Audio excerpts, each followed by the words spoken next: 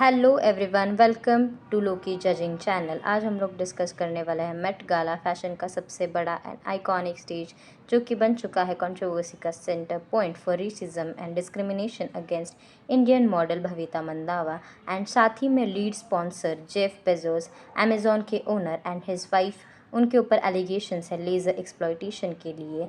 काफ़ी ज़्यादा लोगों ने प्रोटेस्ट किया है। For better perspective, Met Gala ये एक most renowned and iconic stage माना जाता है फैशन इंडस्ट्री का। Met Gala happens every year to raise critical funds for Metropolitan Museum of Arts Costume Institute. And इस साल की थीम थी फैशन इज़ आर्ट, एंड इस साल का लुक फैशन से ज़्यादा कंट्रोवर्शियल बन गया, and that was Bhavita Mandava's debut look for Chanel. Bhavita Mandava एक इंडियन मॉडल है जो कि इंडियन एम्बेसडर है फॉर शनेल। और भी कई सेलिब्रिटीज़, मॉडल्स एंड एम्बेसडर ने शनेल को रिप्रेजेंट किया था, जैसे Nicole Kidman, Jennie, Lily Rose, Gracia. They were arrived in glamorous high fashion silhouette with styling, and Bhavita was dressed in silk muslin design that was literally designed to look like denim. According to an article, her look was created in collaboration with Blizzy and herself Bhavita. She wanted it to be simple and wanted to reimagine the New York Subway में उन्हें discover किया गया था modelling के लिए। उस time के outfit को री इमेजिन किया जाए in couture piece for her Met Gala debut. ये ऑफिशियली पब्लिश किया गया आर्टिकल है। So my point of view is Bhavita is newcomer and outsider, और वो कैस सच में डिसाइड कर सकती है मेट गाला के लिए अपना लुक, और वो भी शनेल जैसे बड़े ब्रांड के लिए।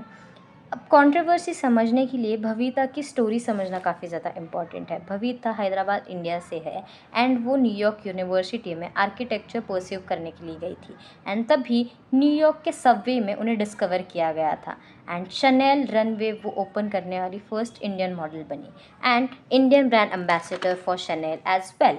अब शनेल जैसा बड़ा ब्रांड भविता के कैजुअल लुक में मेट गाला में क्यों डेब्यू करने देगा? बिकॉज मेट गाला में आर्टिस्टिक एंड यूनिक डिज़ाइन ही पोर्ट्रे किए जाते हैं। भविता ने जब शनेल का शो ओपन किया था तब भी सेम कॉन्सेप्ट यूज़ किया गया था।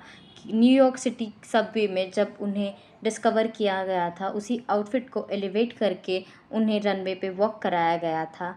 अब सेकेंड टाइम भी उसी इंस्पिरेशन को यूज़ करने की कोई ज़रूरत थी क्या? अगर ज़रूरत थी भी तो इंस्पिरेशन को कुट्योर में एलिवेट किया जा सकता था। They could have been mixed New York subway aesthetics, her architectural background and most important her Indian roots and craftsmanship, जो कि आर्ट को काफ़ी ज़्यादा रिलेट करता है। जो अभी फ़िलहाल जो आउटफिट था वो कहीं से भी फैशन इज़ आर्ट को डिस्क्राइब नहीं करता है। So that would have been a Met Gala moment, और यहीं से ऑनलाइन डिबेट स्टार्ट होती है।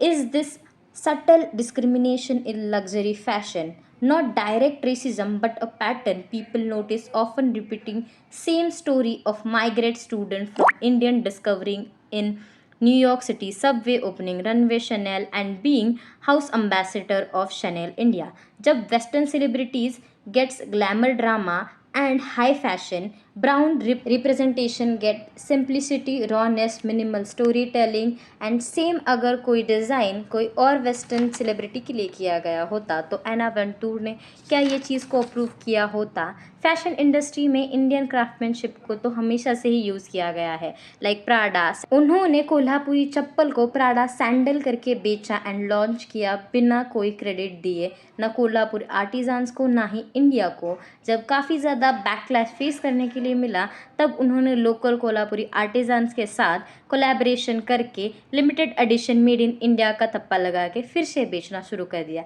सेम चीज़ हुई दुपट्टा ओढ़नी, जो कि हम लोग सेंचुरी से यूज़ कर रहे हैं इंडिया में, साउथ एशिया में, एंड वो चीज़ को वेस्टर्न फैशन रीब्रांड करके बेचते हैं एज स्कैंडिनेवियन और European aesthetic without even mentioning credit to the country it belongs. Right now, Indian audience doesn't just want representation from India. They want equal treatment too, because Indian faces rarely get this level of visibility. So naturally, expectation for her first Met Gala appearance were massive. That's why the backlash became so loud, because this is a repetitive pattern that everyone has been noticing from so many years. So that's all for this video. अगर अभी तक आपने channel को subscribe नहीं किया है तो subscribe करिए, लाइक करिए एंड कमेंट करिए। मिलते हैं अगले वीडियो में। Bye bye.